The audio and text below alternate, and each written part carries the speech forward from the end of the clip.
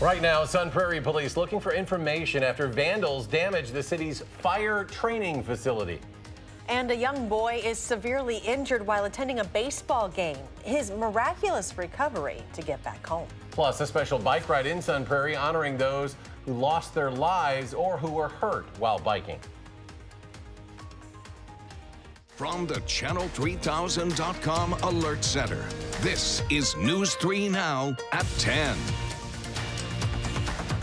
And thanks for joining us tonight. The fire department in Sun Prairie says it takes great pride in its training facility at Angel Park. But tonight, they say $30,000 in vandalism done to that facility could be a potential setback for several departments who use it. The Sun Prairie Police Department is looking for help tonight, identifying 2 suspects. There was one incident last Tuesday night and another just last night. An official with the park says about 30 windows were broken. These are the photos of those suspects. Sun Prairie Fire and Rescue is offering a $500 reward for anyone who provides accurate information leading to an arrest. If you have information, call Sun Prairie Police or their tip line. In northeast Wisconsin, law enforcement says a police officer and a firefighter were among several injured in a shooting in downtown Appleton. That was this evening outside the Valley Transit Center. Crews initially responded to a medical call there. The shooting happened while officials were at the scene. A witness describes what she saw after hearing the first gunshots.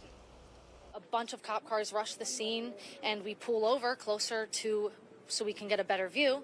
And then when we're there, I see a bunch of cops, maybe 4 or 5, crouching behind a car on the scanner. I hear them saying, "We need a shield, we need a shield." Police say other than the officer and firefighter, several others were also taken to the hospital. They say right now there is no threat to the public, but would not say anything about a suspect.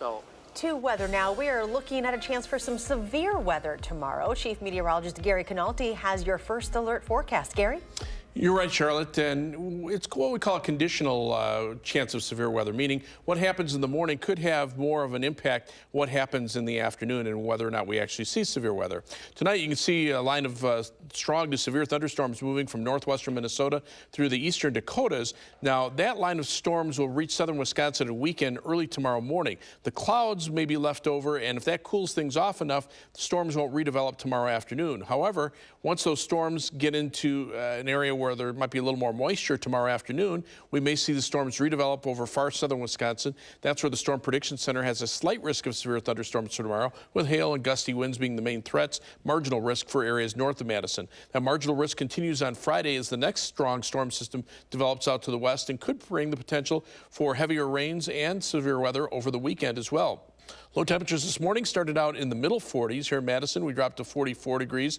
High temperatures soared into the upper 70s to around 80 degrees. Boscobel hit 80, La Crosse hit 81. Even the lakeshore areas were in the lower to middle 70s before a lake breeze kicked in. And tonight, it's still a little cooler near Lake Michigan. Milwaukee at 59, Waukesha 55. Madison still at 62, and La Crosse is at 67. By tomorrow morning, temperatures will be in the low to mid 50s. We could see a few showers develop very early tomorrow morning, and then a shower or thunderstorm chance tomorrow morning, a break in the early afternoon, and more storms redeveloping late in the afternoon. That's when the severe weather potential will be highest. Tomorrow's high at 75. That's your News 3 Now First Alert forecast. A family in Cottage Grove is living proof that time can be a game changer. Jamie Perez shares the story of how a 15-month-old boy made a miraculous recovery after a life-threatening injury. Jamie? Well, this all started on a baseball field when 2 parents took their son to a Utica home game. Little did they know they would run into one of the scariest situations of their lives. Watch as they share how even though their son Colton hit a few strikes along the way, he eventually made it back home. Colton Jones is as happy and playful as any 15-month-old boy could be. From the front, you can't even tell he experienced a traumatic blow to the head. It's only when you look closely you can see the scar that proves it.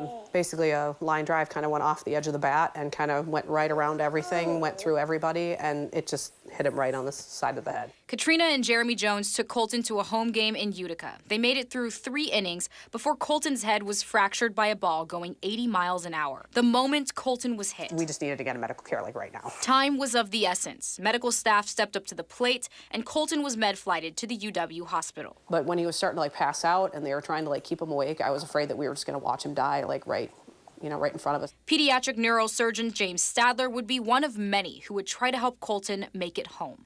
concerned about the fact that he had both injured the skull and had a good-sized fracture with that, as well as some bleeding underneath that was starting to put pressure on the brain. Colton went through emergency neurological surgery. The Jones family could only hope that Colton would survive. In a way, it's like fear and panic, but you know, I wanted to keep it together. For 2 days, they waited for some sign of life. And finally, from the surgery itself, he bounced back really quite well, and it was really only a couple days in the hospital that he needed after the surgery was done. Colton made it home. I was just so thankful that there were people there to help save our son. People who knew that time was a priority. Because, I mean, I think time was a pretty critical thing, and a game changer that would save their son. you know, I'm just glad we still have him and that he's okay. And as you can imagine, they've got a lot of medical expenses to cover from Colton's surgery, plus all of the follow-ups from here on out. If you would like to donate to their GoFundMe page, you can find a link to that on our website, channel3000.com. Amazing story of recovery. Jamie, thank you. Officials are urging drivers to be extra attentive as we enter construction season. There were 2 fatal accidents within an hour of each other, one in Columbia County, the other in Sauk County yesterday, both in construction zones. The DOT releasing construction zone numbers to us. Last year, there were more than 3,000 crashes, resulting in more than 1,000 injuries and 9 deaths. I think the biggest thing we see in crashes is the inattentive driving. Probably the 2 tickets that I write the most for crashes is inattentive driving and then following too close. If you're following the car in front of you too closely and then you get distracted by even the smallest thing, you can't see that vehicle braking in front of you, and that can even happen, you know, even quicker in a construction zone. And just another reason to stay focused in construction zones, violators will see their fines double. The American Civil Liberties Union is planning a federal lawsuit tonight against Alabama after the state's governor, Kay Ivey, signed the most restrictive abortion law in the country. It outlaws virtually all abortions. Doctors who perform them could face up to 99 years in prison. The governor tweeted out the photo of her signing the bill, which does not include exception for rape or incest.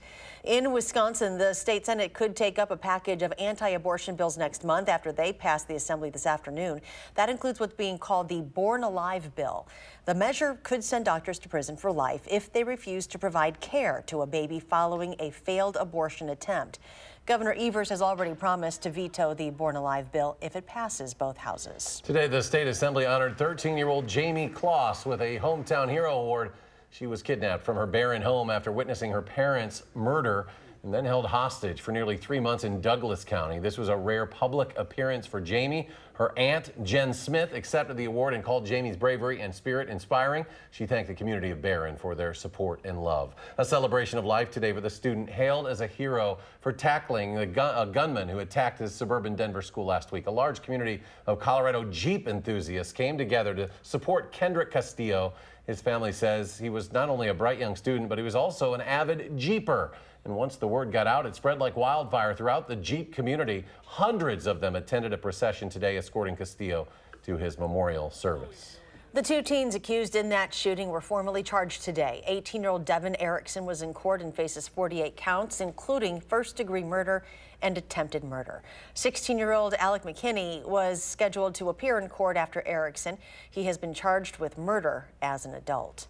Some incredible video today out of Oklahoma. The Oklahoma City Fire Department had to rescue 2 window washers who were trapped on a dangling lift at the Devon Tower downtown.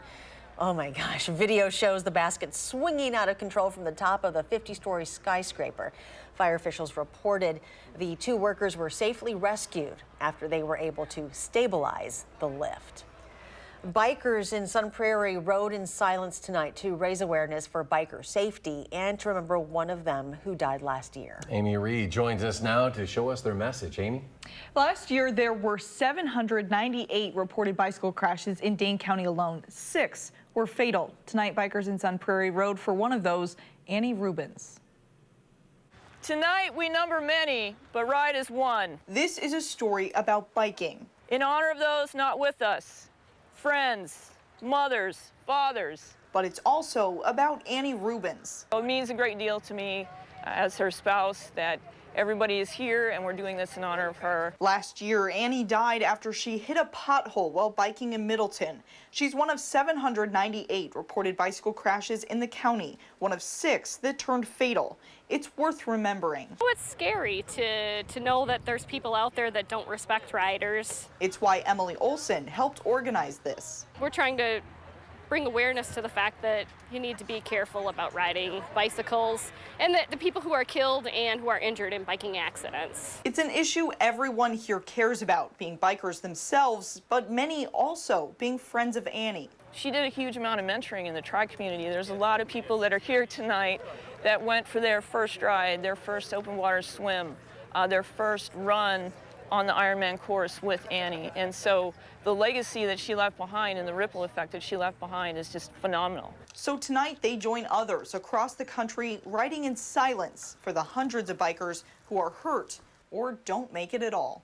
To those not with us or by our side, may God be your partner on your final ride.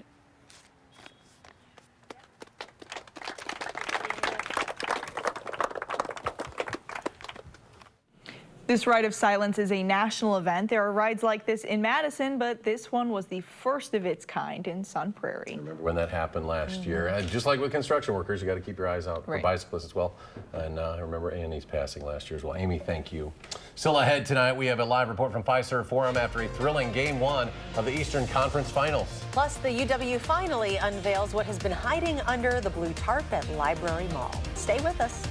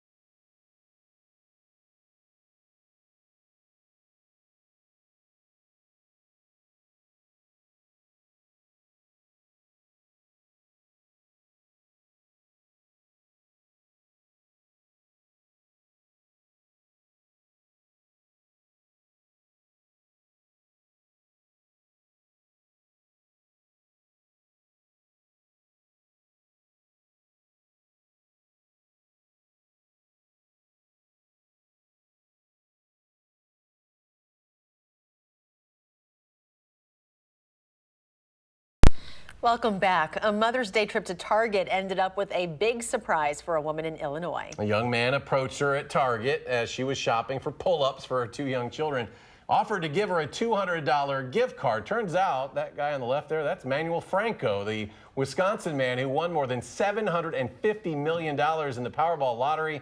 He told her he wanted to give back. I could very easily spend $200 at Target, but my husband and I talked about it, and we are actually going to be gifting it to another family that we know who we think could benefit from it. Paying it forward, right? Wow. Franco says he actually offered the gift card to several people, but all of them turned it down because they thought he was trying to somehow scam them. There is superstitious writings on the wall. That is News 3 Now's Danica Lewis taking part in tonight's Stand Up and Sing for Kids event at the East Side Club, hosted every year by the Canopy Center. Their mission is to help strengthen families and support children, teens, and adults impacted by trauma and adversity. This year, the center is celebrating the opening of its new treatment center on the Northeast Side. All coin-only parking meters across the city have now been removed and replaced with a more high-tech option. The city's parking division recently installed more than 650 smart meters. These smart meters accept payment by credit and debit cards in addition to coins. The finishing touches were put on a new sculpture at Library Mall today on the UW campus. The title of this project is Both and Tolerance Innovation. The stone and stainless steel sculpture was designed by UW alum David Dahlquist and Matt Niebuhr to represent the confluence of ideas and the cultural diversity at that location. It'll officially be dedicated on June 1st. And the Bucks are back in action tonight. Same day, the city of Milwaukee unveiled its newest Bucks-themed mural. It's in the city's Walker's Point neighborhood. The 2,000 square foot Fear the Deer mural took 80 hours to complete. It was designed by a local artist who says it's an interpretation of the team's brand and of the state of Wisconsin. We'll have the highlights and a live report from Fiserv Forum coming up in sports. Chief Meteorologist Gary Canalti joins us now, and boy, today was beautiful. Today was a great day. Mid-70s, lots of sunshine. Tomorrow will probably be just as mild, but unfortunately we'll see more clouds and also some chances for rain, maybe even some strong to severe thunderstorms. In fact, we have an alert day in the forecast for tomorrow for the possibility of showers and thunderstorms. Now, they'll be around in the morning. That should not be severe, but in the afternoon, if we get storms to fire up again, there's the possibility that some of these storms could produce hail and gusty winds. High temperatures today, 70s to around 80 statewide, with the exception of Superior. They had a wind off of Lake Superior all day long. But even look to the west in Minnesota, temperatures were in the mid to upper 70s today. But some strong to severe thunderstorms developed over the Dakotas. Now we're pushing into northwestern Minnesota. Those storms will reach us by early tomorrow morning. At this point, those should not be severe. But again, the boundary that's left where the rain kind of cools the air to the north and areas that don't get much in the way of thunderstorm activity in the morning, perhaps south of Madison, could provide the focus for more thunderstorm development in the afternoon and evening. The Storm Prediction Center says the highest risk of severe weather, a slight risk, will be from Madison, Milwaukee, southward into northern Illinois, with a marginal risk for areas north of Madison. Gusty winds and hail would be the main threats. Now, that front will settle down to the south in northern Illinois, eventually become stationary, and then start working back northward as a warm front as we head from Friday afternoon into Friday night. North of the warm front, we could see more thunderstorm development on Friday. There's a marginal risk of severe weather here, with the possibility for hail being the main threat. But farther out to the west, a slight risk, then an enhanced risk farther to the west in parts of Nebraska. That severe weather threat area may shift eastward over the weekend, so bear some watching for both Saturday and Sunday. Also, the potential is there for heavier downpours and some of the showers and thunderstorms. And there may be several periods of that, although it's not going to rain all the time. We're not looking at all-day washouts, but when you add up the rain from tomorrow and Friday and Saturday and Sunday, and this is actually through Saturday evening and then into Sunday morning and then Monday, notice the rainfall amounts getting up into the 1 to 2 or 3 inch range. Some areas could even pick up more than that if they get caught underneath the heavier thunderstorms. Now, the live view from the Edgewater Sky Camp tonight, actually pretty nice out there. Skies have been partly sunny through the day. It's partly cloudy tonight. 77 the high, the low temperature of 44, above the normals of 68 and 46. And right now we're at 62 degrees with partly cloudy skies. Winds out of the southwest at 3 miles per hour. Dew point has crept up to 51 degrees. As we check out Weather Track, a pretty active weather pattern. The subtropical jet stream, which brings a lot of moisture, still to the south. The polar jet stream dips to the west and is developing a very strong storm system off the California coast. That's what's going to move eastward. We'll be on the warm side of the storm, giving us showers and thunderstorms as we head into the weekend. But eventually, this system will tap into some of that moisture to the south, bring it northward from the Gulf of Mexico, and that's when the more widespread shower and thunderstorm activity will develop. Right now, that cold front in Minnesota producing a few thunderstorms. It's not a lot of cold air behind it. That's farther to the north into Canada. And for the time being, it looks like it'll stay there. But we will see temperatures slightly below average after tomorrow because of the cloud cover and precipitation. 50 for the overnight low temperature with partly cloudy skies. Tomorrow, a chance of showers and thunderstorms in the morning, and then again later in the afternoon, high temperature at 75 degrees. On future track, look for skies to start turning cloudy toward morning. Notice the showers and thunderstorms getting close to La Crosse early in the day. Then they move through and really dissipate in the afternoon. We could see some more development in the afternoon, again, where that cold front is going to be closest to, somewhere from Madison southward. That would be into tomorrow evening. Then by Friday morning, guess what? More showers and thunderstorms. They'll be with us off and on through the day on Friday. That will hold temperatures down into the 60s. Again, rainfall amounts, this is through Monday morning, looking somewhere in the 1 to 2 inch range with localized amounts over 3 inches and heavier showers and thunderstorms. The 7 to 10 day forecast, until we get more significant sunshine in here, temperatures will still stay a little bit below normal, but upper 60s to around 70. By the end of next week, we could see temperatures closer to 80 as we get a couple of dry days in there, but expect wet weather off and on through the weekend. All right, will do. Thank you. Thanks, Gary. We'll go to Milwaukee. Game 1, Eastern Conference Finals. A live report coming up in sports.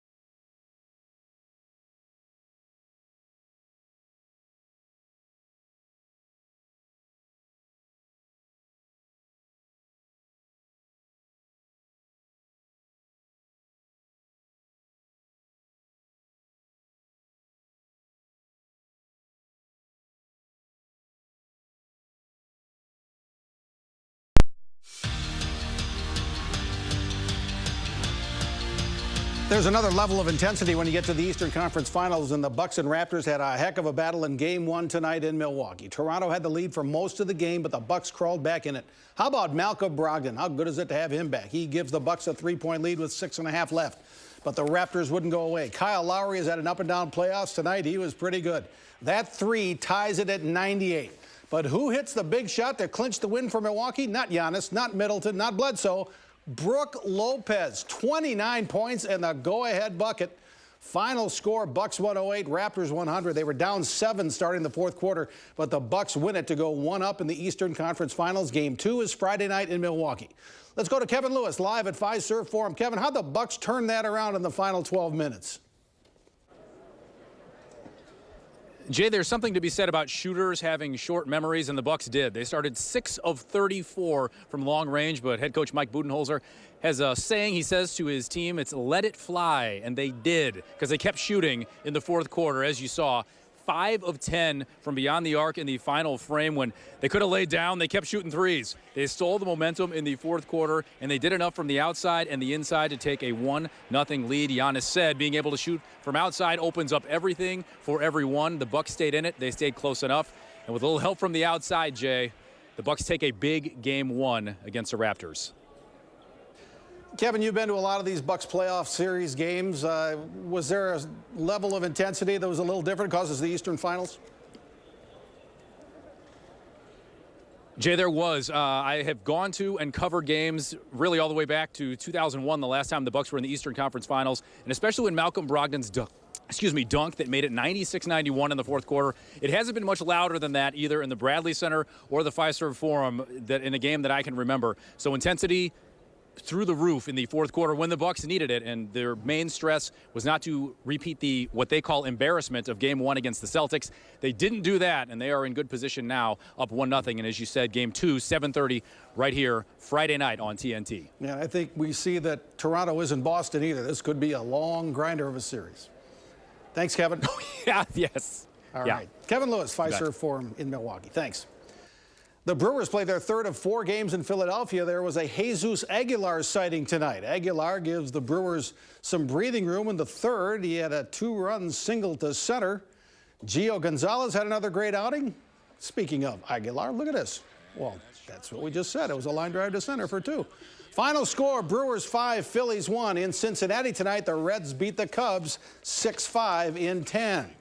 And at the World Hockey Championship in Slovakia, the United States plays Great Britain, and Chicago Blackhawk Patrick Kane gets a goal and 2 assists. He becomes the United States all-time leading scorer at the World Championships, passing Wisconsin women's hockey coach Mark Johnson. The United States beat Great Britain 6-3, and we'll be right back.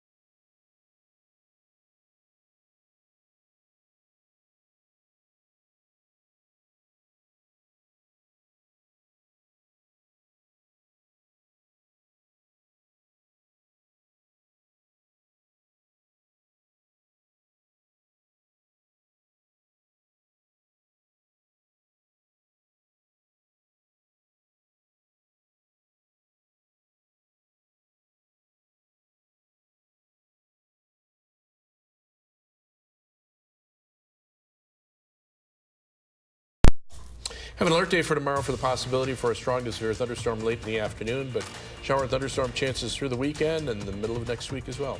Thanks for joining us for News 3 Now at 10. Do something good, and we'll see you back here tomorrow.